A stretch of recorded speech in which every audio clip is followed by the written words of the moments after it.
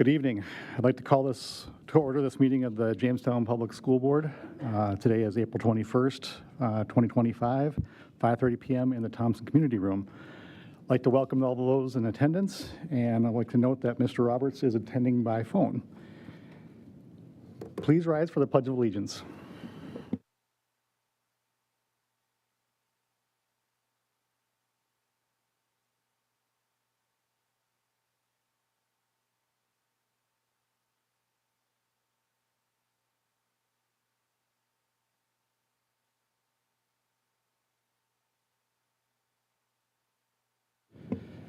Owen, would you please read the school board norms?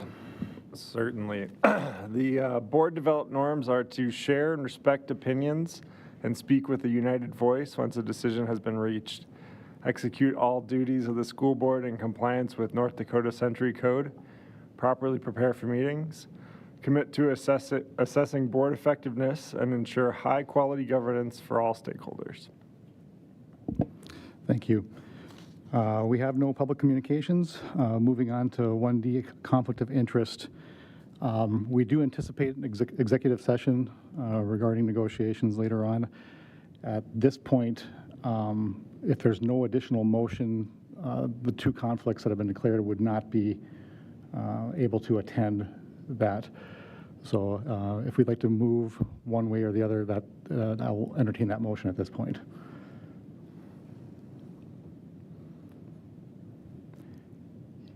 Okay, hearing nothing, are there any additional conflicts to be declared? Melissa? Not a conflict, but just curious, since one of the people that has a conflict is on that committee, how does that work? Are you talking about, like, if we went into negotiations, isn't one of the people that has a conflict on the negotiations committee? The only declared conflicts we have right now are Jacob and Robert, and Mr. Roberts. So, okay. Okay, so no additional conflicts and no motion at this point. Okay. Moving on to item 2, a consent agenda. If at any time you'd like to remove something from the consent agenda, move that to the regular agenda. Please request that now. Would you like anything moved? Hearing not, I'll entertain a motion for approving the consent agenda. So moved by Jamie. Is there a second? Seconded by Owen. Any discussion? All in favor say aye. Aye. Opposed, same sign. Motion carries. Item 3, regular meeting. Item A, recognition for winter sports. When your name is called, Jamie will read the names. When your name is called, please come up for a picture and recognition. And parents, feel free to come up here and take pictures while Jamie's reading the names. For boys basketball, we have Thomas Newman, all conference. Say again. Oh yeah. Okay. Girls basketball, Hannah Adelson, all conference. Gymnastics, Team WDA and state runner-up, Julia Scari, all conference, all-around WDA state runner-up, state champ floor, and outstanding senior athlete. Sutton Van Gilder, all conference. For boys hockey, Jackson Maddock, all conference. Von Romsdahl, all conference. Girls hockey, Ellie Kruger, all state. Boys swim dive, Finn Mosier, all conference, all state. Caden Fabian, second team all state. Zach Hansen, second team all state. Ben Smith, WDA and state coach of the year. Boys wrestling, Lucas Schlipitz, all conference. And girls wrestling, Leah Torres, all conference. Cadence Golding, all conference, 124-pound state champion. Mackenzie Stoddard, all conference. Grace Bercier, all conference. And Hope Miller, all conference.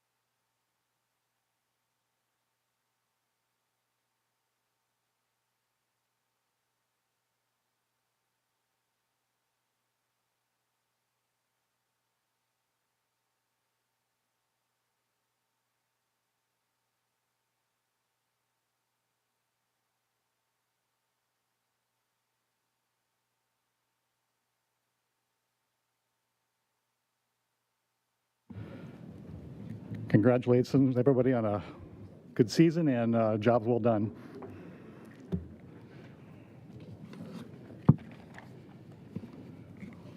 Moving on to 3B correspondence, we have no items here. 3C reports, student council report. Okay, we can defer that if she shows up. Okay, then moving on to 3C2 health insurance report. At this point, what I can tell you about the health insurance committee is our balance. We have a minimum balance that we maintain before we trigger some additional costs, and right now we're in a healthy position as far as that goes. So our funding balance is in a good position for predicting the costs and not triggering those additional expenses. Brown & Brown is our consulting group who is in the process of looking at, as we renew for next year, what the costs are going to be like. And so we're looking at what that would entail and using that as part of our budgeting process. So the next several meetings will be focused on what that is going to look like. One of the areas we are looking at is we've had our membership hasn't increased. We've lost some members, but could be just a measure of demographics. Right now, it's just holding fairly stable, declining a little bit, but at this point, the reason for why that is not really understood at this point. So that one thing the insurance committee will be looking at is understanding what is driving the selection for the school health insurance program. So I don't have a whole lot of other information if you want to add some context at this point. No, I think you got it. There is, we do look to membership. That's a big driver to our ability for to cost control is membership, and we want to have high membership. So when we do see a slight, even if it's a decline of any nature, even if it's relatively small, we still want to understand what those drivers are. Are they drivers of adverse selection?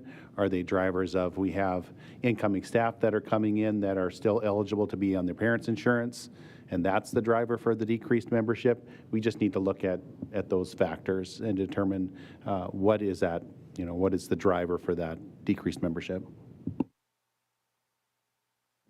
Okay, so if there are no further questions regarding that, we'll move on to the next item.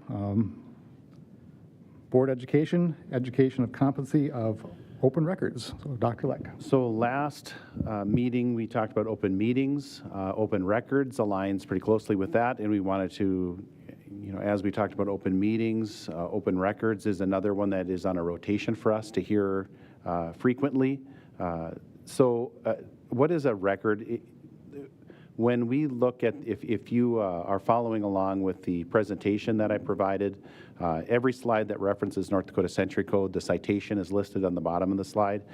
But the definition of a record is recorded information, regardless of its physical form, that's in the possession of a public entity and is used for public business. It's important to note that that public record is not your thought processes, it's not any impressions that you might have, but it does include if you have a working draft, a working document, or if you have notes, those would all be considered into that record, okay? So we talked a very similar definition of public business here. In open meetings, we referenced public business, and so we define public business the same way. All matters that relate or may foreseeably relate in any way to the performance of a public entity's functions or the public entity's use of public funds. So anything associated with that would fall under the caveat of public business. So when we looked at open meetings, I talked about sunshine laws. North Dakota has some of the most open sunshine laws, meaning very few things are not subject to open meeting and open records. So, essentially, if it is not specifically prohibited by North Dakota Century Code, it's open. If it's not specifically stated in Century Code, it's typically open. So that includes things like personnel files. That could even be emails that relate to public business, could be records on a personal device that's used for public business, and that, of course, would be contracts, things of that nature, everything from prices, costs, and anything specific to that that is not specifically outlined as being closed. There are instances in which aspects of public contracts are closed if it's proprietary in nature or something like that. You might see a partial close to that record. And like I said, just moving down the slide deck, any record that is assumed to be open unless it's specifically prohibited and it needs to be closed. So, but within closed, there's two different definitions within closed, or two different categories within closed. They fall into exempt and confidential. I've created a, on the next slide, exempt on one side and confidential on the other. When we consider something to be exempt, and I'll give you some examples in just a second, but there's sometimes discretion that goes along with exempt records, and they may be called closed. An entity might have a procedure that looks to determine if something is closed or open, but regardless, if it is shared, it's not a violation of the law if it's exempt. Confidential records, on the other hand, it is illegal. It's a Class C felony to knowingly release confidential records. There isn't discretion. They absolutely can't be released unless there is some kind of statute that requires it to be released or a court order of some nature. So some examples of exempt, if you look at public employees' personal information, if you look on one side, we have exempt. That's things like address, phone number, photograph, payroll deduction info, dependent information. All of that could be, it isn't against the law to disclose, but you can see why there would be discretion as to why you would not share that or why an entity would not want to share that exempt information. Confidential information on the other side, things like Social Security, medical records, computer passwords, if they've used an employee assistance program, for obvious reasons, those are illegal to share. You can't share that confidential information. So in terms of accessing public records, you can have a form requesting access to public records, but any person has the right to access or make a request for a public record. They don't have to complete a form to do it. They could have a phone call and say, I'm requesting information, and describe that, whatever it be. They don't have to give their name, and they don't have to give the reason for why they want it. They are an individual in the public, and they're making this request, and they provide that, and you provide that, and they don't have to give their reason or their name. You must provide the records, and I included this. They should not include opinions or explanations. Sometimes it's easy to want to provide an explanation. What you're looking at is this, or we organize this information this way to show this. That's not appropriate. They're asking that information. You give them simply the information that they request for. You don't try to editorialize it. And it's sometimes easy to want to do that, but that's not the intention of open records. If they ask you for greater clarification, that's great, but it shouldn't be included in there unless they ask for it. As a public entity, you're not required to create new records or recreate records that no longer exist. You don't have to, if those records don't exist, you simply say, I'm sorry, but those records don't exist. You don't have to recreate them, and you don't have to place them in their preferred format. For example, I would like it in an Excel document with these 5 fields, and I want it sortable to do X, Y, or Z. That's not what's required. If you have it in a PDF format, and that's the way you provide it, unless it's reasonable to make that shift to that preferred format, you certainly could do that, not required. And you only have to provide one copy, and you only have to do it once. For example, somebody couldn't ask, I would like for document A, and I want it in a PDF format. You give it to them in a PDF format, and then they turn around and say, but now I want it in an Excel document, or now I want it in this other format. They ask for it once. They ask for it one copy, one time. You only have to provide records. I think this is kind of a no-brainer, but you only have to provide records that you have in your possession. Again, you don't have to recreate. You can't. You are not required to recreate documents that you don't have or no longer have. You should, when an individual is requesting it, they need to be able to articulate specifically what it is that they want, so you can find that information.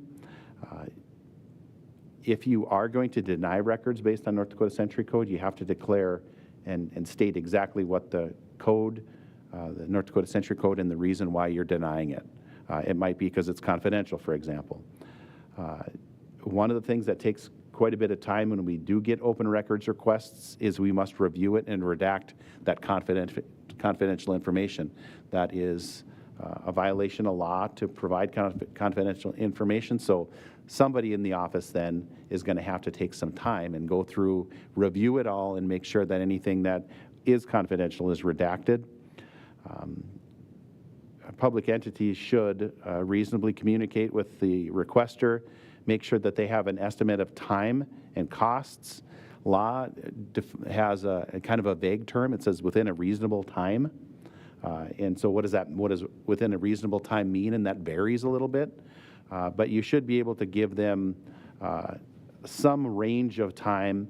And then if you are going to assess a cost, which the Attorney General's office has identified what reasonable costs are, then you should be providing that to them as soon as you could. So reasonable time really has a number of factors that might impact it. If you need to consult with an attorney to determine accessibility, you might have to, that's going to take additional time. If you have to redact confidential information, that could take time.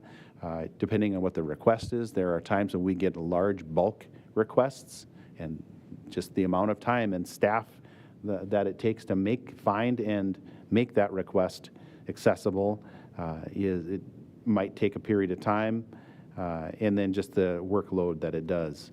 The basics of charging, again, this comes from the North Dakota Attorney General's office. They recommend 25 cents per page. There's a kind of a first hour rule. If you are locating records and it takes an hour, you don't charge. If it takes more than an hour, it's $25 an hour. If you redact confidential information, first hour is free. After that, $25 an hour. You charge for cost of postage, maps, color photos, and you can ask for that money or part of that money up front. If you're estimating a cost, you would estimate a number lower than what you anticipate, and then ask for the rest once that has been sent. You can request, I call these serial requesters. So if you get somebody making multiple requests, you can lump those together and say that, well, these are all part of the same request, so first hour free, after that you're charging, rather than 10 different individual requests by the same person. And at any time, access to records has no cost. It's the providing of records. If you do have electronically maintained records, you have to provide reasonable access to those. You can't circumvent open records by using a third party, and you can't charge for an electronic copy, but you can charge for the work associated with gathering and producing that record. So with that, I would stand for questions on open records, or if you had any from open meetings from our last meeting as well. Any questions from the board? Oh, looks like you covered it. Thank you. Okay, next item on the agenda is strategic plan progress monitoring. Strategic focus number 4, growth in learning goal 2. Mr. Gaylor.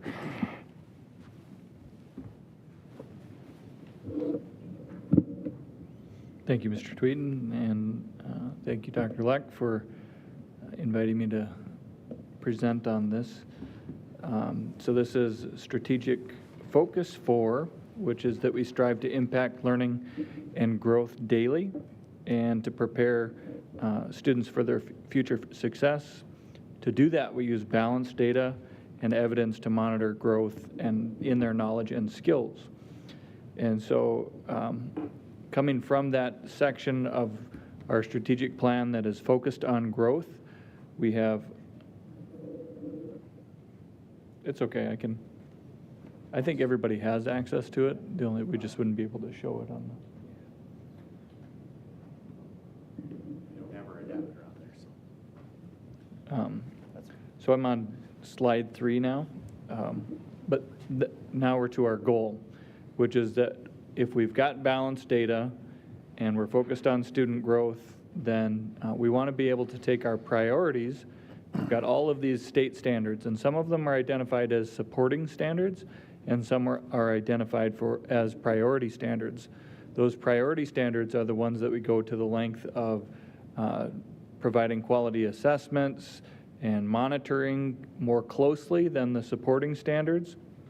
And so this goal is really around identifying those priority standards and then being able to intervene on those 10 priority standards for a course, for example, or enrich. And that's something that's pretty aspirational because we're just really beginning, and even at the elementary level with standards-based learning. And so we wanted to provide an update where we're at. The goal is timestamped for 2027. I feel that we're on track for that with the good progress that we've made, and want to talk a little bit about some of the data that I gathered relative to this goal, because I think it plays into our next phase of strategic planning too. So when we're talking about intervention or enrichment with students, we use a process, and the board several years ago, maybe going on 8, 9 years ago, the board started to support the professional learning community model. And so we have PLCs, which is basically a way of interacting with our standards, where we prioritize what those standards are. What do we want all kids to know and be able to do is the first of those corollary questions. And then how do we know if they've learned it, which is really around assessment. And then if students, even despite our best teaching, if students still haven't learned something, then we want to intervene on those priority standards. And if they come to us already knowing that, or they show mastery of that early on in the process, we want to provide enrichment. And so this goal took a little bit of explaining, but that PLC process supports us in intervening or enriching. So what I did is recently gathered some data from in the last couple of weeks from our PLC teams and just had them provide an update for the board with where they're at. I think we've got some good data, and it's also some good things to think about as we're implementing. So the first question that we asked was just, did we identify priority standards for each of our courses and grade levels? So each team works to identify those priority standards. Some PLC teams might be one person. If you're the only AP Calc teacher, if you're the only AP Chem teacher, many of our courses have multiple people, and in those cases we encourage them. AP has a pretty robust network of educators. There are a lot of AP teachers around the United States. Another example, we only have one library cybersecurity program at the elementary level or the middle school level, but they PLC across vertically across K through 12. So they have everybody has somebody to collaborate with. So it's not just me saying, here's your priority standards. In some districts, the curriculum director just sets, here's the priority standards, K-12. We feel like our professional educators are closest to being able to identify those solutions and should be able to prioritize their work. The state has a list of priority standards with which they can work from, but they make a lot of those decisions at their PLC level. So those teams, 92% roughly, have identified priority standards. There's a few courses that haven't fully identified priority standards. And then even at the elementary level, we've prioritized science and social studies, but they're going through another process to reprioritize those as well. The next question we asked was, what's your progress towards implementing intervention? So we're talking specifically on if a student doesn't have a priority standard mastered yet, do we have a plan to intervene? And there we got a little bit more mixed results because we're still implementing at elementary. We're moving into implementation at the middle school, and the high school is a little ways down the line. That doesn't mean that we're not reteaching if students don't have skills mastered, but it does mean that when we're talking specifically about a standard, priority standard, that we may not have interventions identified for all of those standards yet. It's a significant amount of time and work to be able to do that. Then we move on to enrichment in slide 8, which basically talks about the team's progress or readiness for implementing enrichment. You can see that we have less teams that are ready to go on the enrichment side than they are on the intervention. And that's just logical the way that the process works. Teams identify first, how are we going to help all kids reach that level of mastery, and then they work towards enrichment opportunities for our students. We did see some barriers and challenges, and I decided to just kind of separate that data from the PLC surveys. So these were teams that got together, and at the elementary level, they really need more clarity around specifically a lot of the sentiments were around enrichment. They feel like they have a system in place as this year went on. They wanted more systems to be able to better track which students had mastered and which hadn't. And so recently we showed them the next layer that comes with the learning management system that we have, which is to plan out their year essentially for next year and when they feel like students would hit goals at certain times. So then the program actually will support identifying small groups to target those interventions. At the elementary level this year, we also introduced more of a push-in model with our Title I interventionists. And so they're going into classrooms and identifying students that need the core content plus more, and supporting in the classrooms that way, as well as some pull out in some more extreme situations. Educators consistently at the elementary level said that there's not adequate time to plan, deliver small group instruction, enrichment, and interventions. And that has to do with the state has required science of reading curriculum, so they have a brand new English curriculum, and they're implementing SBL, and so time constraints are definitely a reality. The board did add additional collaboration time, and staff have been very appreciative of that. And then assessment consistency. So they meet as a district level, and they talk about the tools that they use to assess students, and they want to ensure even more confidence and accuracy in those assessments. So those are all good things that the elementary is working on. Middle school challenges and barriers, very similar. Middle school did identify some curriculum resources, especially in content areas like music and some other electives that they felt like would help them, particularly talking about intervention and enrichment. There are some staff members where they're more isolated in their implementation, so they don't have a team to try to balance that workload, and so that isn't a shared workload. One of the things that they mentioned as well was that they wanted more clarity on what do those advanced or those level 4 or those enrichment activities look like in this process. They said that some of the supports of students remain a challenge because of scheduling constraints at the middle school, which we've talked about different scheduling solutions that are more in line with this process as well. And then motivation and engagement, they're seeking ways to identify how to help students engage in more higher level thinking and more self-directed learning. The high school comments basically mirrored the middle school. Time constraints again came up. Curriculum changes.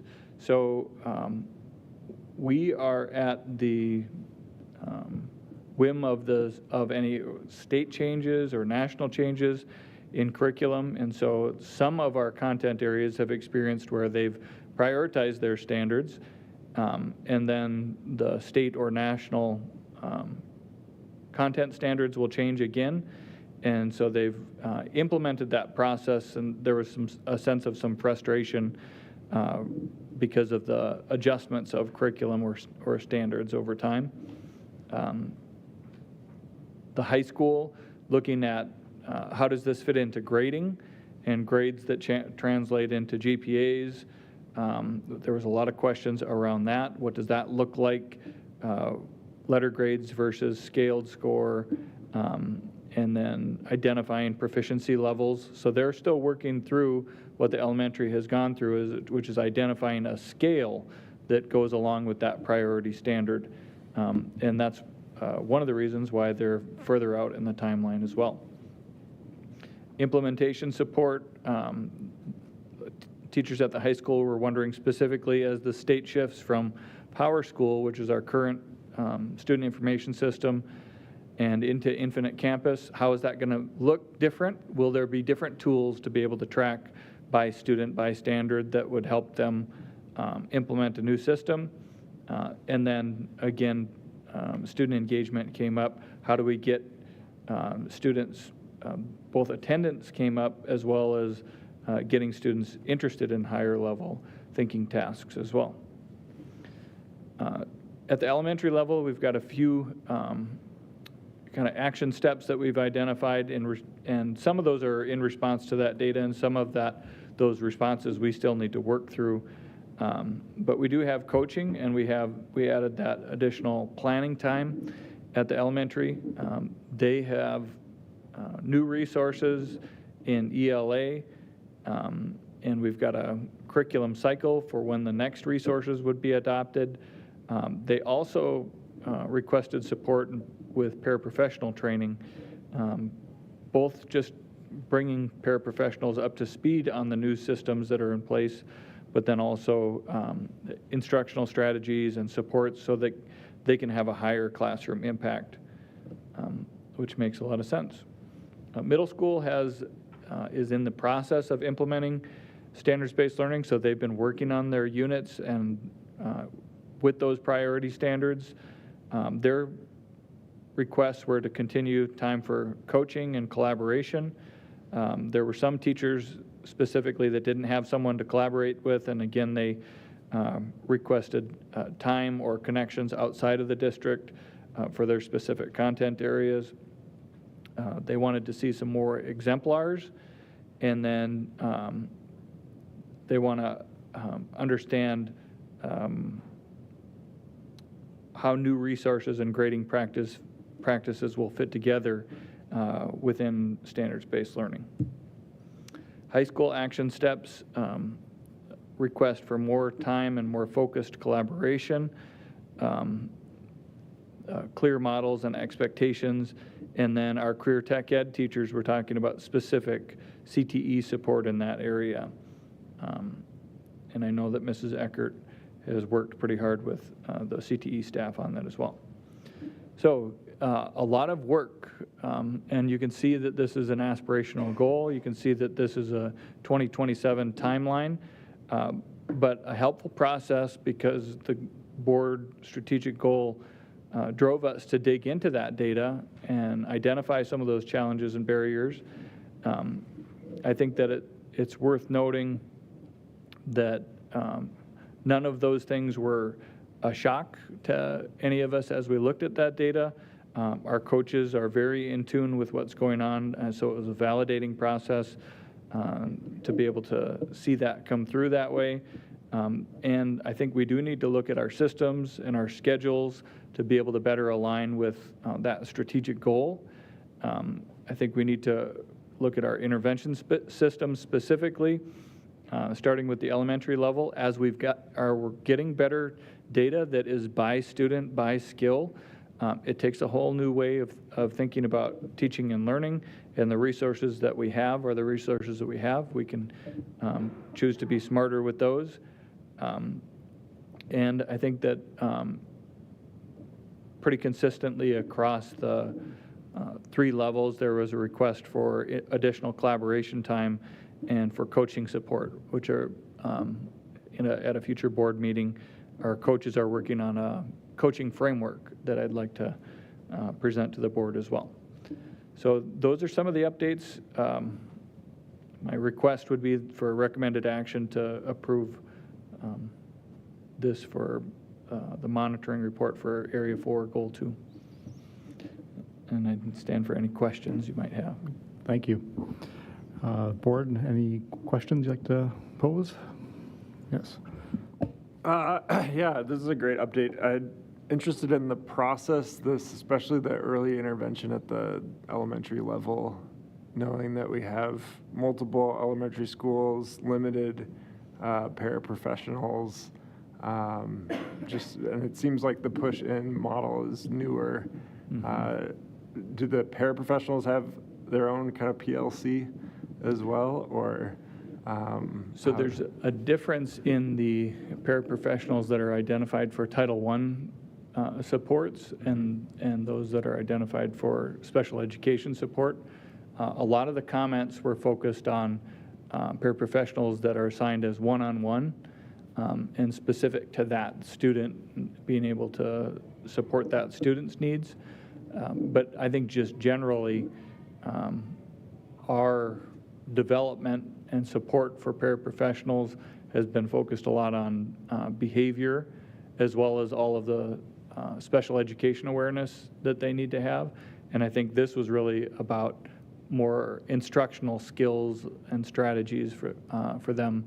And I think as we identify what our needs are, we're going to be more equipped to support them better. We have invited paraprofessionals to any of the additional PD days that we've added. They're always invited. They're not excluded from the opportunity to work and learn on those days. Some just have different schedules and are able to attend those things and aren't. So we need to maybe be a little bit more creative about how we reach them with those supports. Long answer to your question, but you expected that. Melissa. With the paraprofessionals that I understand that they're invited to those, but they aren't contracted the same as with teachers. So is that part of their contracts, or would that be something that they would be needing to be paid additionally for to? So we do have days that are required for them in their work agreement. It's not a contract, but and then we have the additional PD days that the board in the past has chosen to add. Those are the additional ones are the ones that I'm saying are they're invited to attend those, not expected to. So we may have to just shift and focus more on the expected days if we want more universal attendance on those things.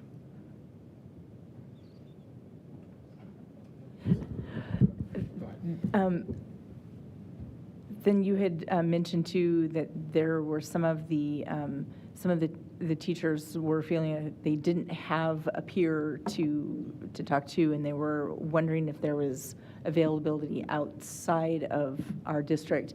Are there other districts that maybe there could be some type of like doing some Zoom meetings or something with that have already got something established like that we could join in? Yeah, absolutely, and it's happening, and I think like anything, it's probably pockets of excellence. For example, even this Thursday, again, we have some folks that are coming from Dickinson to work with our middle school, and our middle school has gone to Dickinson, similar size. There may be a year or two further along in this process than we are, and so, but they also see the instructional strengths in our middle school too, and are coming to check that out. So we have those types of collaborations. I think we've always offered, but I think it's maybe more than offering and saying, hey, do you want us to connect you with somebody? It might be more of, hey, here's the person that we think you should connect with. Other districts that we work a lot with that are on a similar path in Rugby and Oaks and Fargo and Northern Cass and Bismarck. Less often, but sometimes in Mandan as well. But Dickinson seems to be the best connection that comes to mind immediately for me. Any further questions? Kind of to follow up with what was said about the pairs, at the elementary level, it seems like that is kind of our biggest asset and resource to move things along. And I'm wondering if we want to maintain that and progress that, do we need to adjust the way we as a district are applying resources to either give those pairs more time, like you alluded to, or get more pairs in the classroom, a combination of both. Just kind of looking through what the elementary action steps were and what some of their roadblocks were.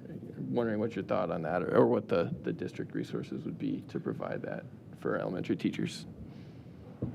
So I think some schools, correct me if I'm wrong, had an increase in maybe one-to-one supports that they didn't anticipate at the beginning of the year, and you might be hearing, I might be reading some of that into that. I'm not sure that, I think that they were getting at the preparation of our paras could be stronger, not that we needed a larger amount of paras. And I think what I'm talking about with the instructional strategies training that we offered a couple times throughout the year. And we have, I'd say maybe about 50% of those. So I'd be interested to know from our educators if they feel like those paras are more equipped to support at the intervention level or not. I think we have very strong paras in the district, and I think that they, each of them, several of them have many years of experience. Each of them bring their own skill set to a classroom, and I think sometimes it's almost as much us thinking about how can they be a support instructionally is the shift that's needed more so than a quantity of them. Yeah, I mean, do you think it would be possible to collect some data at the end of the year? I'm thinking based on kind of what Owen and Melissa said, that if we're able to provide the paras kind of a little more of this PLC style, inclusion in the process, that they might feel a little more involved, feel a little more successful in their roles, and be able to continue, year after year. One of the models heavy turnover that we've observed that has been pretty successful is not thinking about PLCs as this separate set-aside time.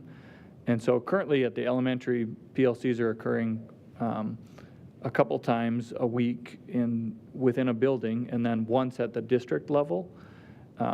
And so we're thinking about that time as set-aside time.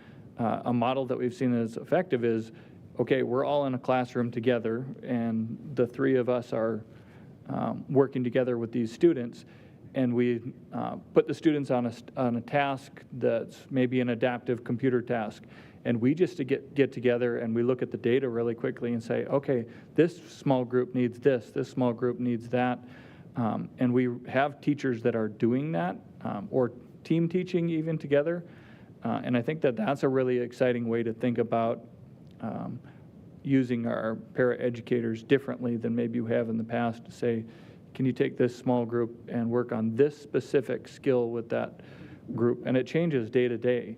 And so we need to maybe make that shift. And we have some educators that are modeling making that shift, that a PLC isn't just an event that happens at a scheduled collaboration time. It can happen right there in the moment when you have better data to look at in the moment, if that makes sense.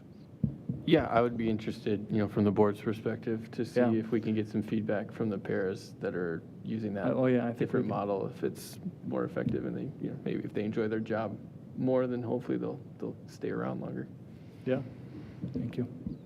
And maybe just a minor add-on to that too. One of the reasons why we add, this whole discussion is one of the reasons we were so adamant about wanting to add paraprofessionals to our professional development committee, to make sure that that was a voice that we were hearing, and that we are building appropriate capacity in those educators to be able to be effective in their roles. And so I think there's a piece of that not necessarily related to the PLC aspect of it, but it is adjacent to it, at least anyway, that we are gathering information from them on what types of training they need to feel comfortable and successful in their roles. I don't know that we've always gathered that information, so getting that perspective has been pretty valuable, even though we're really still in our infancy of bringing that committee back, but I think that'll bear fruit over time too. Jamie? I appreciate all the effort going into this. I know the teachers and all staff have put in just a lot of additional work to switch over to the standard-based learning. One of the things, and maybe I missed it being addressed, the problems was having ready-to-use material for interventions. That seems like something that we could easily help our staff with. Is that something we have a plan for, or? So that question varies by level. One of the things that we heard louder in the middle school survey was a need for that.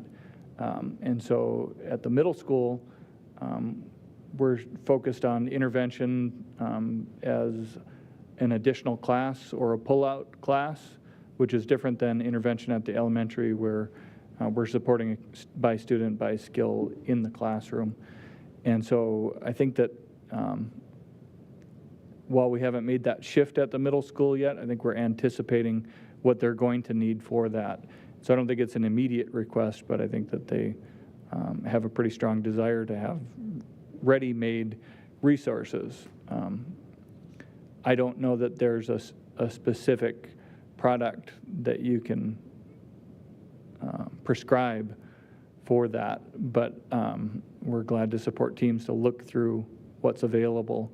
A lot of the resources that we get are designed so that they can cover all of the standards in the nation. And so they're not designed the way that we're wanting to teach and wanting students to learn yet either. And so a lot of times it is the work of the teacher to be able to help support and create those resources. And if that's the case, we do provide curriculum writing time for teachers too. As soon as we know what our federal budgets are, we can make some of those decisions too. But I hear the request, and it came across stronger than I thought, and so I want to dig in with those teams that had that specific request to see what else do they feel like they need, and maybe they'll have ideas about what exists that I don't know of yet. Owen? Was that request was on the enrichment end as well, right?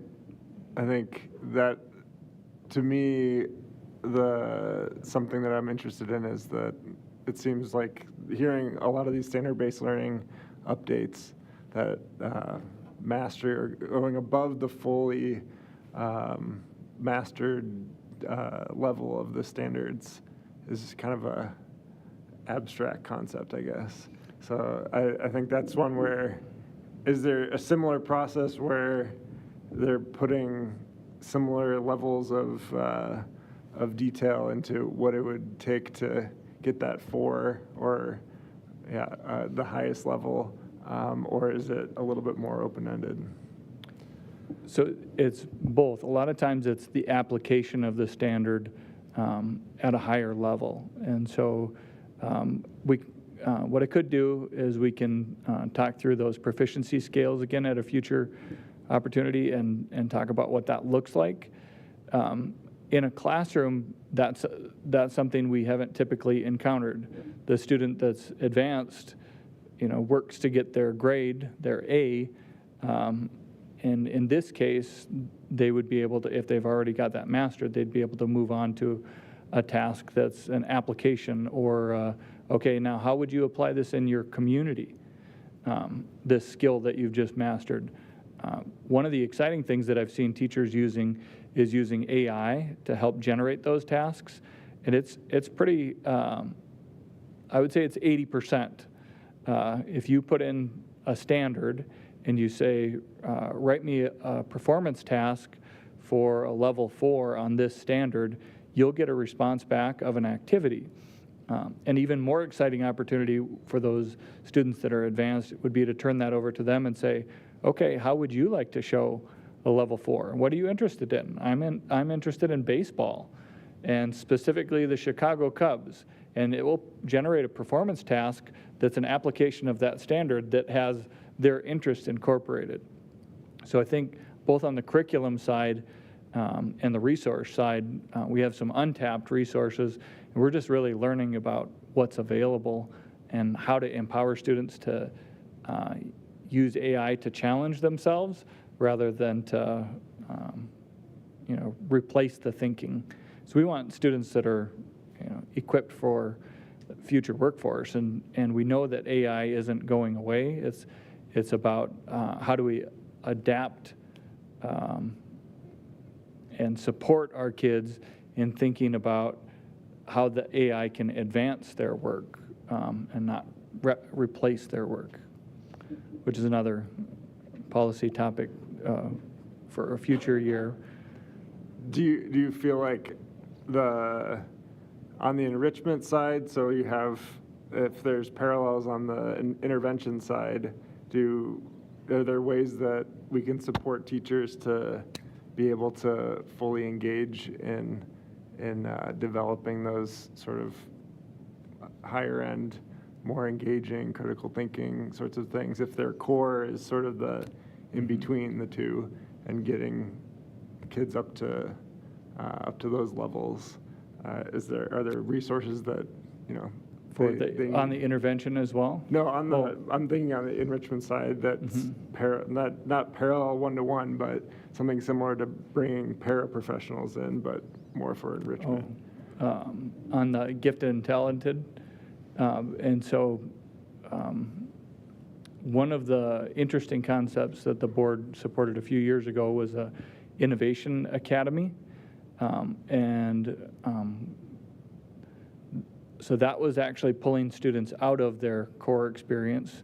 And what we're talking about in this process is how do we add those enriching experiences within their core experience. And so I would think that some of those same approaches could be supported by our coaches over time, but we're really just focused on right now, how do we make sure that all kids have mastered at the 3 level, and then adding in the 4 level over time. I don't know that we're where you are asking us to be, but I think we aspire to that, if that makes sense. Very good. Thank you for the report. And if the board members have any further questions, we can direct them to Dr. Leck. At this point, I would entertain a motion for accepting the progress monitoring report for strategic focus area 4, goal 2. Moved by Jamie, second by Melissa. Any discussion? Hearing none. All in favor say aye. Aye. Opposed, same sign. Motion carries. Moving on, superintendent's report. I'm going to start in the middle of my report. Really great questions from the board on this topic. And also one of the reasons that we saw a need, and based on some of the requests here from the board too, to have that standards-based learning work session. So we scheduled that for 4:30 on May 5th, so an hour before the next meeting. Not a mandatory session. If that's not something that works for you, that's certainly understandable. What Mr. Gaylor and I talked about is having a panel of teachers and administrators that are involved in this work now, representing the elementary who are implementing, middle school, high school, more planning to implement some. They're at different stages of that implementation, so questions are different, levels are different, and having that panel of individuals that can that can be there to answer some of these very questions that you asked from their perspectives as a classroom teacher or as a building principal. And so if you're able to make those, think of these questions, and I think that could be a pretty engaging discussion. I can guarantee you that the administrators that will, or the educators that will serve on that panel, a couple of teachers and an administrator, will appreciate your attention and your questions and your commitment to this idea. So, so 4:30 on May 5th is that panel. So if you're able to make it, I think that would be great. I'm going to move back to the top of my report. The written report is provided. Last week we held a financial retreat. That's part of, it's kind of a kickoff to negotiations for us. If you haven't had, I did link the presentation. If you haven't had a chance to look at that, I do encourage you to do that. A couple assumptions that I think are important to consider when you do look through that. And I believe that it was articulated fairly well in the presentation itself, but we built some assumptions. The assumptions were not where we anticipate the board ending or where we're recommending as administrators to end in negotiations, but just because we felt we had needed to have a place to start. So we ran two different budgets, one based on 0 and then one based on 3%. Again, I want to make sure that everybody understands we're not advocating for 3%, not advocating for 0, just giving context to the two different places to be at. And so our assumption was 3% for all staff. So we have different employee classifications. So that's our support staff, our teachers, our non-teaching professionals, and our administrators. So across all 4 of those employment classifications, add a 3% increase to their salary plus benefits. So that's where you see those numbers if you dig into that, that presentation. Now, I will say the benefits do not include any change to the health insurance appropriation. You know, through negotiations, that annual amount is established through the negotiations process with teachers for all staff that take health insurance. So that doesn't include that, but that 3% across those classifications, that equates to about a $700,000 increase, just to give you context. And so, you know, I bring that up to kind of re-reference some discussions and actions the board has had this year, some pretty big actions to right-size our sections, right-size our building footprint. Those decisions, when you consider the impact of that 3%, declining enrollment, our other decreases, like to our federal, and well, even with the 3% increase, we'll see a decrease in state funding. So all of those were very wise decisions to talk about right sizing from a facility footprint standpoint and from a section standpoint, and that I think is represented in that finance retreat. But really the purpose of that, we just want to start in the same place. We want to start in a common understanding before we begin negotiations, to start from a common understanding of the district's finances. Along with that, we also talk about legislation that we should be watching, that we're getting close to the end of session.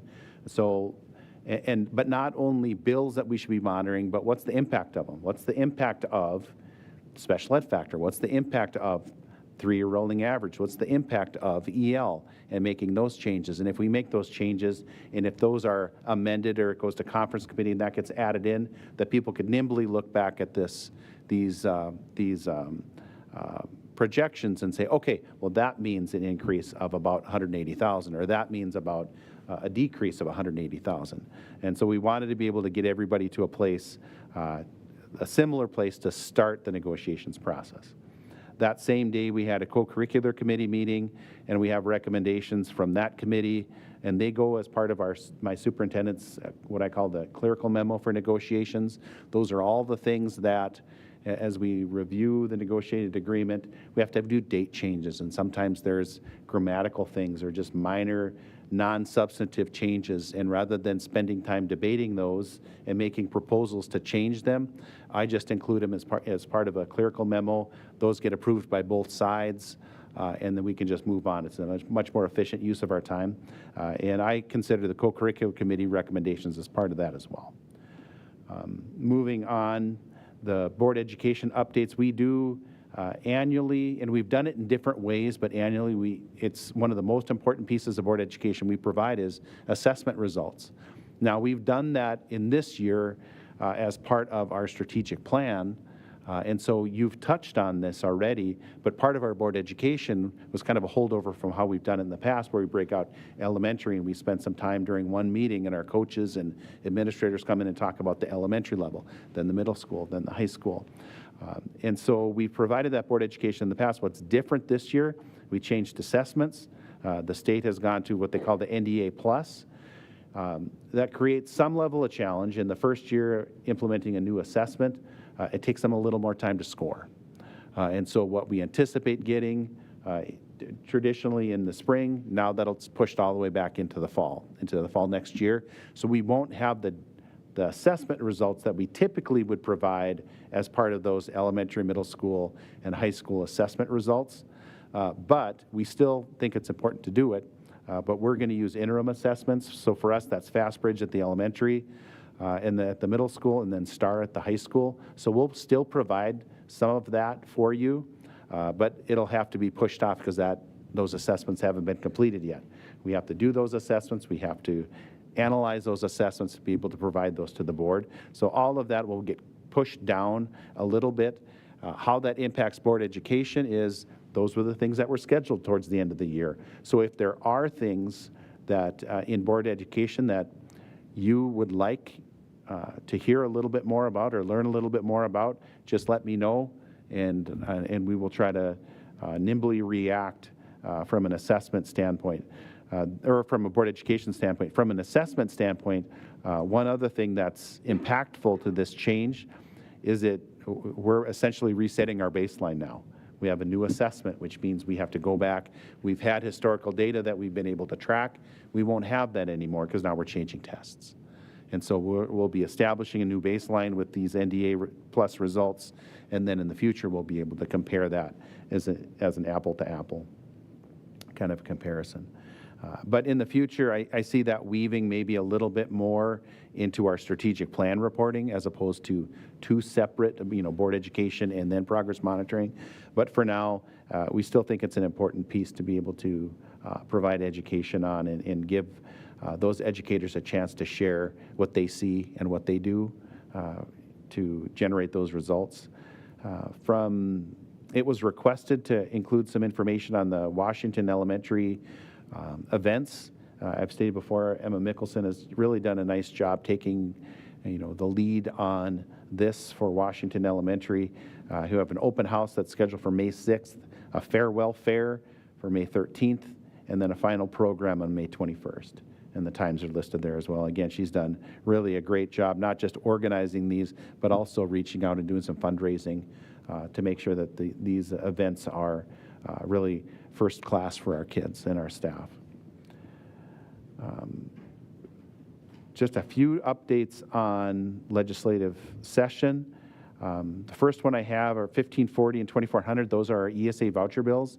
If you would have told me at the beginning of session that 1540 was going to pass, I would have vehemently disagreed. I am unfortunately shocked that 1540 not only passed, it was close, it was 24-27. It passed, but this morning it got concurrence from the House. So that's now going before the governor. If one was going to pass, that wasn't the one. And so I would assume what that means is 2400 will not pass, and then 1540 will be there's been a ton of different amendments to this. I couldn't begin to articulate all of them, but in the first year of implementation, 1540, I believe, has a fiscal note of $21 million. So I had assumed that means that 2400 will not pass, and it's not going to conference committee because there was concurrence. So this will be an interesting ride. I think 1540, I could best categorize it as a bit of a hot mess. I think it's going to be really hard to implement, but we will see where it goes. But I would assume that becomes the version of this concept that moves forward. 1369, I've talked about this before, our funding bill. It looks very, very likely that you will see 3% per pupil, but no changes to EL special ed or 3-year rolling average. I'm going to draw your attention again to that presentation, and I have included the dollar amounts that I'm estimating for each of those factors, and it's pretty significant, 3-year rolling average. We advocated very, very hard for this as a declining enrollment school. This would have made a huge difference to our district. It's really unfortunate that it didn't advance. You know, in the past, as a state, we have gone forward and we have rightfully supported rapid enrollment schools. Those that are seeing, like West Fargo is always the example that I use. They were growing by 500 students every year. When you have a formula that was based on your previous year's enrollment, those are 500 kids that you need to be able to prepare for and have costs associated with staffing and buildings. They should be funded on time. Declining enrollment schools, however, need to have the same level of attention. This was a great concept that I think could have, instead of falling off the cliff with declining enrollment, it's more like a slide where you kind of just gradually are able to prepare for that declining enrollment. For Jamestown Public Schools, that difference is about $700,000. So a huge factor when you look at what the cost of that 3% is. Pretty much the cost of 3-year rolling average, or what the impact of 3-year rolling average would have been for us. I referenced this earlier, but projected outcome in state funding, when we're experiencing declining enrollment without that ability to take a 3-year rolling average instead of a 1-year look back. So that means about a decrease of $260,000. So instead of seeing that $700,000, we're seeing a decrease of $260,000. That's combined, you know, with, we're also seeing a decrease in federal revenue. Some of that are things like carryover. So we carry over from 1 year to the next, and we have been spending down that carryover. So some of that is just this natural. We're spending some of that, a higher percentage of that previous year's carryover than the past. So that carryover is different, is a little bit lower. We also have a decrease in some grant funds. We have in the last 7 or 8 years had the benefit of having either the Striving Readers Grant or the Comprehensive Literacy State Development Grant. That brings a significant amount of revenue to the district, and we've been able to do really, really good things, improve our writing, commitment to literacy, instructional coaches. All of those have been directly impacted by CLSD and Striving Readers, but those are no longer in place. And we still had a little bit from our previous budget related to ESSER. So that's where you see the biggest decrease in the federal. And even though we fought hard for those changes, they just didn't have the support that they needed to advance. And that's really disappointing. We'll continue to fight, though, for declining enrollment schools. And I can tell you, if Jamestown was a rapidly growing school, I'd be having the same conversations. This isn't about just Jamestown. This is about what's right. And I think I think as a state, we need to support those schools that are declining in enrollment as well. 1160 and 2354. I can't remember which one of these is advancing, but there is more detail coming out with the bill that is, I think it's 1160, that's going that has been to conference committee now, and the recommendations coming out won't be, they'll be more closely aligned with districts have the ability to decide how they're going to implement the bell-to-bell prohibition. It's not as open as it probably should be in terms of allowing school boards to make those decisions specific to a school district. There will be a little bit of overreach there, but I think it is reasonable. And it'll allow the schools to decide how they're going to implement this bell-to-bell and how they're going to implement the definition of no cell phones when there's instructional time. So that is at least a fairly positive outcome from what looked like was going to be a really tough bill to implement. Not a bad idea, tough to implement when you're talking 700 kids at the beginning of a school day in the high school, for example. 1144 I've talked about before, and that was the bill related to transgender students and communal sinks. So that amendment was eliminated in the Senate side, and so I think that is going to, I still have a little bit of some troubles with 1144, but the elimination of the communal sinks was the biggest concern that I had. So we'll see what happens as that goes to conference committee as well. The last thing I have is the spotlight for Mrs. Redfern and the 8th grade band. They received a superior rating. They were awarded outstanding trumpet section, outstanding French horn section, outstanding low brass, low woodwind section, and outstanding soloist. So Elizabeth Hassebrook and Sophie Snowborough, both specifically noticed as having achievements in those in the 8th grade band. So with that, I would stand for questions. Any questions from the board?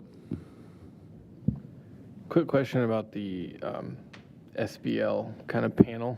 Was that made available to teachers as well, like to all district teachers, or? I believe there are, correct me if I'm wrong, Mr. Gaylor, but a classroom teacher at the elementary level, a classroom teacher at the high school, middle school administrator, correct?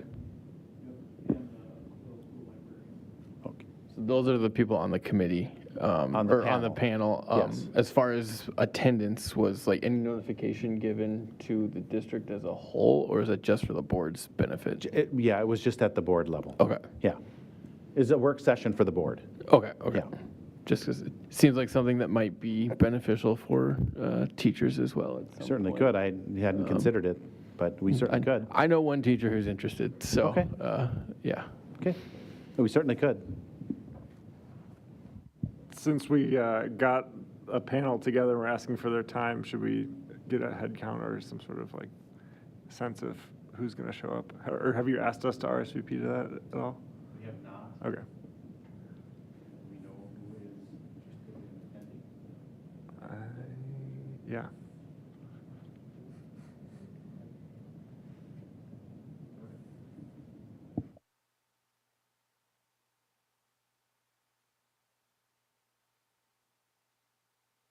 Okay, Melissa? I know that there's been several of the board members who have expressed an interest in attending the Washington events. Do you foresee there being an issue if several of us are there at the same time? Should we kind of coordinate so that we aren't? I didn't know if there would be Nope. any There- issue with us, like if Nope. there's a quorum, so to speak. Nope, it would not be public, it would not be categorized under Okay. public business, so you would be there for the event, you wouldn't be there to conduct business. So all 9 could be there. And I hope you are all there. Okay, any further questions? Thank you, Dr. Leck. Moving on, 3G, we have no old business. Moving on to new business. Number 1, activities. Approval of a gymnastics cooperative agreement with Valley City Public Schools. Entertain a motion for that. Moved by Owen. Is there a second? Second by Jamie. Any discussion? Hearing none. Assuming roll call vote, all in favor, say aye. Opposed, same sign. Motion carries. Moving on to nothing under buildings and grounds, nothing under curriculum, assessment, instruction. Item 4, finance. Item A, approval of budget revisions. Is there a motion? Moved by Melissa. Is there a second? Second by Jacob. Any discussion? Hearing none. Assuming roll call vote, all in favor say aye. Opposed, same sign. Motion carries.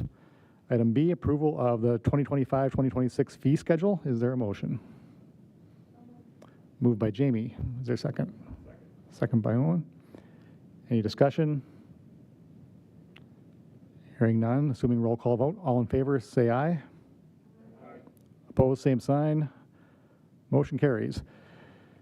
C and D, general fund balance and monthly financial reports are there for your information. Moving on to operations, item A, approval of the 25-26 school year calendar revision. Is there a motion? Moved by Jamie. Is there a second? Second by Owen. Is there any discussion? Jamie? This is just adding in the extra professional development days, is that correct? Yes. Yeah, okay. Well, they're replacing instructional days with professional development days. That's allowed by the North Dakota Century Code that shifted from days to hours. And this has been relatively consistent, if I may, Yeah, absolutely. with what the board has done in the past in terms of identifying if there's particular needs for professional learning. We know the resource of time. You've heard that a little bit earlier, and we want to make sure that we provide the appropriate amount of time. And so this flows through our professional development curriculum committee. They have a chance to look and make recommendations on what they feel like they need in terms of time. So these were identified for that purpose. We do try to look at days that are the least impactful to our parents and students. So that's why we, and are also advantageous for staff. But you know, that recommendation for those days is based on those factors. Okay, any further discussion? Hearing none, assuming roll call vote, all in favor say aye. Opposed, same sign. Motion carries. Item B, approval of Medina Public School District for non-member status to JVCTC. Is there a motion? Moved by Jamie. Is there a second? Second by Jacob. Any discussion? Any discussion? Hearing none, assuming roll call vote. All in favor say aye. Opposed, same sign. Motion carries. Moving on to item 6, personnel, approval of resignation at the conclusion of the 24-25 school year. There are no objections. We'll take the 4 listed here: Brianna Adachi, Nate Purcell, Amber Ramblo, and Nick Stotterow. Is there a motion? Moved by Melissa. Is there a second? Second by Owen. Any discussion?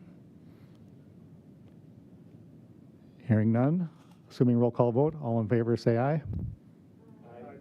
Opposed, same sign. Motion carries. We thank you for your service to the district. Moving on to 7, policy and procedures. A, approval of second reading of DFAA policy teacher evaluation. Is there a motion? It's moved by Jamie.